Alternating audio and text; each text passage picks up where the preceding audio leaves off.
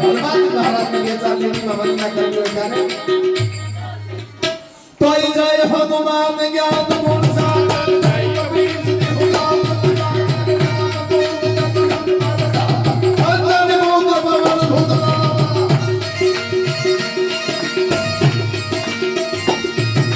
મહાવીર વિક્રમ પદ ગણપતિ ગુણપતિ નિવાર સુમતિ કે શક્તિ ગંગા પદન વિરામ સુદેશા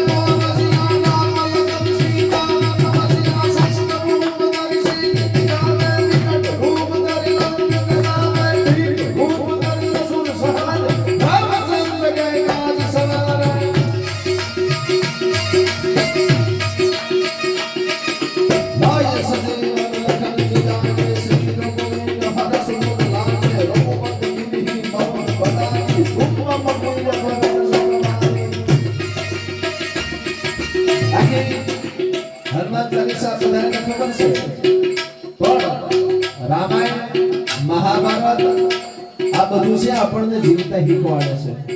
રામાયણ એમ કે છે ભાઈ ભાઈનો પ્રેમ કેવો હોવો જોઈએ. અત્યારે ખાલી હેઠા જમીન માટે થઈ અને બે ભાઈ દારીએ આવે એમ નહીં.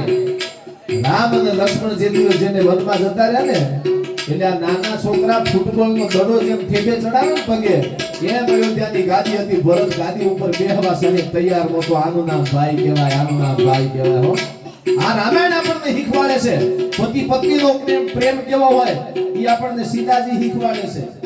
જનક રાજાની દીકરી હોય 14 વર્ષ સુધી ઉઘાડા પગે જંગલમાં ફરવું પડે છતાં એને અગ્નિમાં હમાવાનું થાય તો એમ કે મારી છેલ્લી ઈચ્છા એવી છે કે પતિ તરીકે મને આવતા ભવમાં રામ મળે ત્યારે આ તો પતિને ફોર્ચ્યુનર હોય, BMW મર્સિડીઝ હોય એટલે કે તમે કેસર વાળું દૂધ પી લો અને તમે હિંચકે બેહો, હું હિંચકો નાખો, ચાલો આપણે ફરવા જઈએ અને મૂવી જોવા જઈએ અને પતિ બિચારો લોનોમાં ખેંચાઈ જાય એટલે કે હવે છૂટા શેલાનું કરો. આવી ચીબરીઓની કોઈ દાડો વાત ન હોય સાહેબ.